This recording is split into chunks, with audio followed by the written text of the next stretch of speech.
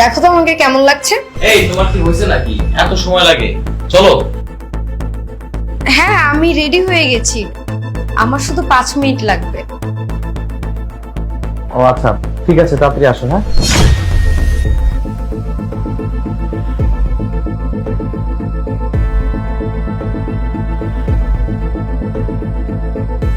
শোনো, আমি এখন রাখছি, পরে কথা বলবো তোমার সাথে। Okay bye.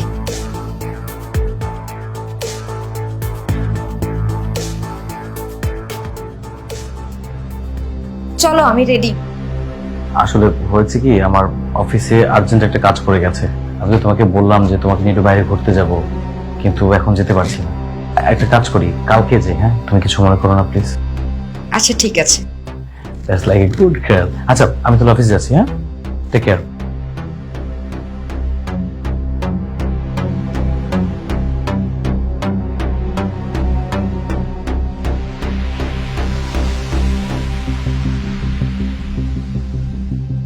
হ্যালো, কোথায় তুমি? তাড়াতাড়ি বাসায় চলে আসো। আজকে আমার বাসা পুরো ফাঁকা, আমার হাজবেন্ড অফিসে গিয়েছে। তাড়াতাড়ি বাসায় চলে আসো।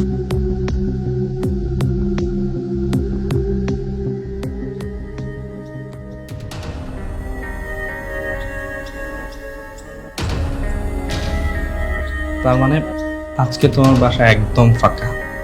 হ্যাঁ ঠিক বলেছো। খুবই ভালো হচ্ছে, আমরা একটু স্পেশাল মুহূর্ত কাটাতে পারবো। এনিওয়ে, তুমি আমি কবে বিয়ে করছি আর আমরা কবে পালিয়ে যাব? তুমি সম্পত্তি তোমার নামে লিখে নাও না কেন? কি করব বলো, আমি তো ওকে ডিভোর্স দেওয়ার কোনো ওয়ে পাচ্ছি না। তুমি তো জানো আমার হাজবেন্ড আমাকে অনেক ভালোবাসে, আমার তো একটা সুযোগ পেতে হবে তাই না ওকে ডিভোর্স দেওয়ার। আগে সম্পত্তিটা নাও, তারপরে ডিভোর্স দাও। দেখো এইভাবে তো আর হচ্ছে না।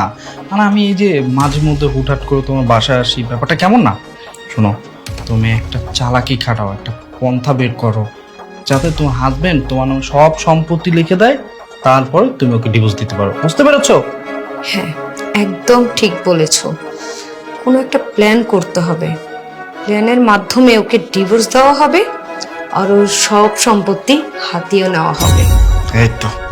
চলো চলো, অনেকক্ষণ হলো আমি এসেছি। রুমে যাবা না এখান থেকে শুরু করবো?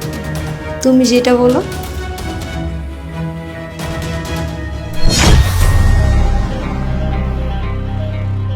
এই ছেলেটা কে?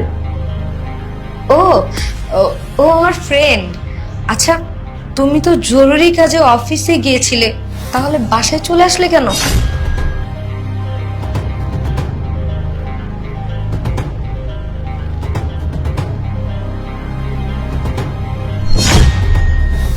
তুমি আমি কবে বিয়ে করছি আর আমরা কবে পালিয়ে যাব? তুমি সম্পত্তি তোমার নামে লিখে নাও না কেন? কি করব বলো, আমি তো ওকে ডিভোর্স দেওয়ার কোনো ওয়ে পাচ্ছি না। তুমি তো জানো আমার হাজবেন্ড আমাকে অনেক ভালোবাসে, আমার তো একটা সুযোগ পেতে হবে তাই না ওকে ডিভোর্স দেওয়ার। কি ব্যাপার, তুমি আমার সাথে প্রতারণা করতে পারবে?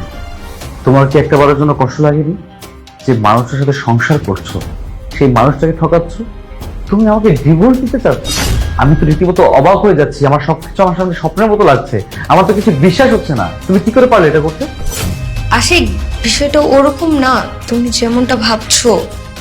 আরে এই সিম্বাদ, তুমি মিথ্যা কেন বলতেছ? যেটা সত্যি সেটা বলে ফেলো না। তুমি কি ওনাকে ভয় পাও নাকি? আমি আছি, যেটা সত্যি সেটা বলো। আচ্ছা ঠিক আছে, তুমি যেহেতু সবকিছু জেনেই গেছো, তাহলে শোনো, আবির আমার ফ্রেন্ড না, ও আমার বয়ফ্রেন্ড। আর আমি ওকে অনেক ভালোবাসি, আর আমি তোমার সাথে থাকতে চাই না। তুমি সুন্দরভাবে আমাকে ডিভোর্স দিয়ে তোমার সব সম্পত্তি আমার নামে লিখে দিবে। চমৎকার। একে তো তুমি আমার সাথে সংসার করবে না, আমাকে ডিভোর্স দিবে। দ্বিতীয়ত তুমি আমার কাছ থেকে সম্পত্তি লিখে নিতে চাচ্ছ। তুমি তো আমার সাথে থাকবেই না, তুমি তো অন্য একজনকে নিয়ে সুখের সাথে থাকতে চাচ্ছ। তাহলে আমার সম্পত্তি আমি তোমাকে কেন দিতে যাব?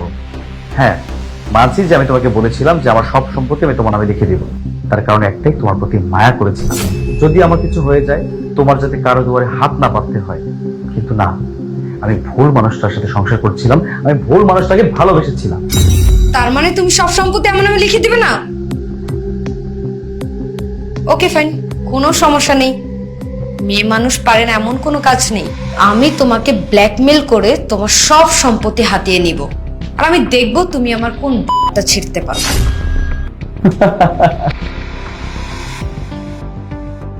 বাহ, চমৎকার। কি ভেবেছো? তুমি একাই চালাক, তুমি একাই সবকিছু করতে পারবে, আমরা কিচ্ছু করতে পারবো না। তোমাদের এই সকল ডকুমেন্টস না অলরেডি পুলিশের কাছে আছে। তুমি কি কি করতে চাও আমাকে নিয়ে সবকিছু পুলিশের কাছে আছে। পুলিশ নিচে দাঁড়িয়ে আছে, জাস্ট ওয়েট এন্ড সি। ভাই শুনুন শুনুন, যা বাইরে দিয়ে মনে হচ্ছে দরজাটাও লাগিয়ে দিয়েছে, এখন তো কট খেয়ে গেলাম।